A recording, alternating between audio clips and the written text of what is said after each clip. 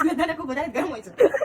Hello guys, તો આજે હું જલીના રૂમમાં આવી અને એ રીડિંગ કરતી હતી. તો એ રીડિંગ કરતી હતી તો મારા હાથમાં એના ગુજરાતીના પેપર્સ આવ્યા. તો હું જસ્ટ ચેક કરતી હતી શું લખ્યું. તો તમે એનો એસે જોવો, એને એસેમાં શું લખ્યું છે. ઉનાળાની અત્યારે સમર ચાલે છે. ઉનાળો એટલે ગરમી પડશે, તાપમાન વધી જાય, લૂ લાગે, પરંતુ ઉનાળો સૌને ગમે. એ લાઈન યાદ રાખના, ઉનાળો સૌને ગમે. લાસ્ટ આएगा वो भी याद है. ઉનાળામાં બપોરનું વાતાવરણ ખૂબ જ ગરમ હોય, લૂ ફફડાતી હોય છે, બધી જ વસ્તુ ગરમ થઈ જાય છે. સુરત દાદાનો ખૂબ વધારે જ ગરમ હોય છે. સુરત દાદા ખૂબ વધારે ગરમ હોય છે. આવી કડકડાટ ઠંડી હોય, ગરમી ન હોય.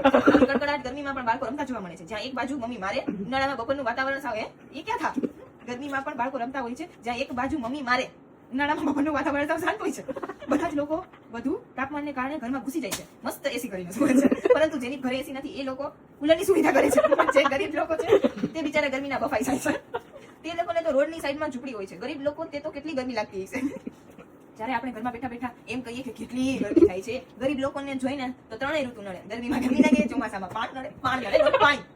કિસને પાણી કો પાણી, નોટ પાણી નડે. શિયાળામાં ઠંડી લાગે. ગરમીમાં મનુષ્ય પર ખૂબ અસર થાય છે. વારંવાર પાણીની તરસ લાગે, તેને આભાસ થાય છે કે બહુ ગરમી છે. આભાસ થાય છે, હોતી નથી પણ આભાસ થાય છે કે બહુ ગરમી છે. પરસેવો વળ્યા રાખે, કંઈક ઠંડુ ખાવાની ઈચ્છા થાય. જે મનુષ્યને ગરમી થાય તેમજ પશુ પંખીઓને પણ ગરમીની બહુ અસર થાય. વાતાવરણની પશુ પંખીઓ પરની અસર ભયાનક હોય છે. પશુ પંખીઓ ગરમીને કારણે તડવડે છે. તેમને પાણીને ખેવના થાય છે. તેમને થાય છે કે ઉનાળો જલ્દી જાય ને ચોમાસું આવે. વાતાવરણનો કારમો ઘા પશુ પંખી તથા માણસને લાગે છે. તેઓ ગરમીને કારણે ખૂબ કંટાળી જાય છે. ઉનાળો કોઈને ગમતો નથી. આગે એસા लिखा है, ઉનાળો સૌને ગમે. અને અહીંયા લખ્યું ઉનાળો કોઈને ગમતો નથી, તેની ગરમીને લીધે. એને રીઝન એ એની ગરમીને લીધે ઉનાળો નથી ગમતો. આમ આ ઉપરાંત દ્વારા ઉનાળાની ઋતુ પશુ પંખીઓની સાથે સાથે માનવ જીવન પર ખૂબ અસર કરે. ये लाइन 2 बार है और ऐसे खत्म, पेपर खत्म. और इसमें इसको मार्क आए हैं 5.5 और यहाँ पे क्वेश्चन मार्क है. लिखो आगे और लिखो. इतना ही